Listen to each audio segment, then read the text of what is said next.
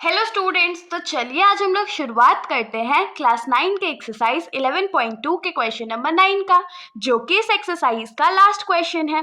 तो हमारा क्वेश्चन है, a right circular cylinder just encloses a sphere of radius r, find the surface area of the sphere, curved surface area of the cylinder and ratio of the areas obtained in 1 and 2।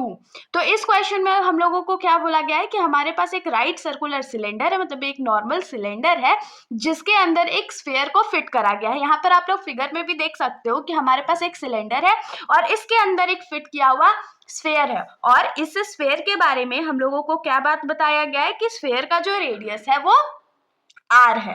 अब इतना तो information हम लोगों को दे दिया। अब इसके अंदर हमारा जो पहला क्वेश्चन है वो हम लोगों को क्या बोल रहा है, हम लोगों को बोल रहा है कि हम लोगों को सरफेस एरिया फाइंड करना है इस स्फीयर का। तो सबसे पहले तो एसए ऑफ स्फीयर फाइंड करेंगे, फिर ये जो सिलेंडर हम लोगों को दिख रहा है उसका हम लोगों को सीएस से फाइंड करना है, यानी कि कर्व्ड सरफेस एरिया फाइंड करना है।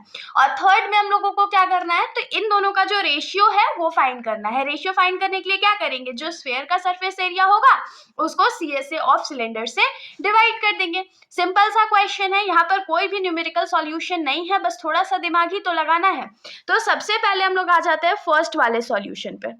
तो फर्स्ट क्वेश्चन में हम लोगों को क्या बोला है, surface area of the sphere find करने के लिए। तो यहाँ पर हम लोग क्या लिखेंगे, सरफेस एरिया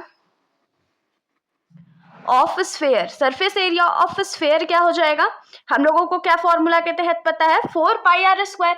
अब देखिए यहाँ पर जो रेडियस है वो भी आर है और यहाँ पर भी रेडियस हमारा आर है। कोई वैल्यू तो हम लोगों को गिवन नहीं है कि हम लोग वैल्यू पुट करेंगे।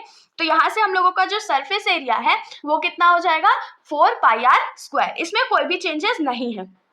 सेकेंड क्या है, CSA ऑफ द सिलेंडर। तो सिलेंडर का CSA क्या होता है, 2 पाई आर एच होता है। तो इसको हम लोग लिख लेते हैं CSA of cylinder is equal to क्या हो जाता है, 2 पाई आर एच। तो 2 हम लोग क्या करते हैं, बाहर ले लेते हैं, पाई का वैल्यू क्या हो जाएगा 22/7 इंटू रेडियस तो हमारा आर है और h का वैल्यू तो हम लोगों को पता ही नहीं है। अब h के वैल्यू के लिए क्या करें हम लोग, तो यहाँ पर फिगर पे ध्यान दीजिए। यहाँ पर जब स्फीयर फिट करा गया होगा तो स्फीयर का जो रेडियस होगा वो सिलेंडर के रेडियस के बराबर होगा, तभी तो फिट हुआ ना। क्योंकि अगर ये दोनों रेडियस बराबर नहीं होते तो स्फीयर जो था चाहे तो सिलेंडर के लिए छोटा पड़ जाता या बड़ा हो जाता, तो वो अंदर जाता ही नहीं। मतलब एकदम परफेक्ट साइज का था, मतलब दोनों का रेडियस बराबर है। तो रेडियस में तो हम लोगों को कोई भी दिक्कत नहीं है। बाकी हाइट का बात करते हैं तो हाइट में भी सेम होगा। तो हाइट सेम होगा हम लोगों को कैसे पता, देखिए यहाँ पर ये हमारा सिलेंडर का मिड पॉइंट है और यहाँ पर से हम लोग अगर स्फीयर को भी ज्वाइन कर दे तो हम लोग को यहाँ 2 बार रेडियस लेना पड़ेगा, तो वो हाइट होगा सिलेंडर का। तो हम लोग यहाँ पर से हाइट का जो वैल्यू है उसको 2r लिख सकते हैं ना, बिल्कुल भी लिख सकते हैं। तो एक काम करते हैं, हम लोग पाई के वैल्यू को अज्यूम ही नहीं करते, कट करने में हम लोगों को आसानी हो जाएगा। तो 22/7 को पाई ही रहने देते हैं, इंटू r क्या हो जाएगा, आर स्क्वायर। तो ये क्या हो जाएगा 2r स्क्वायर। अब यहाँ पर न्यूमेरिकल वैल्यू देखिए, 2 2 सा 4 पाई आर स्क्वायर हो गया।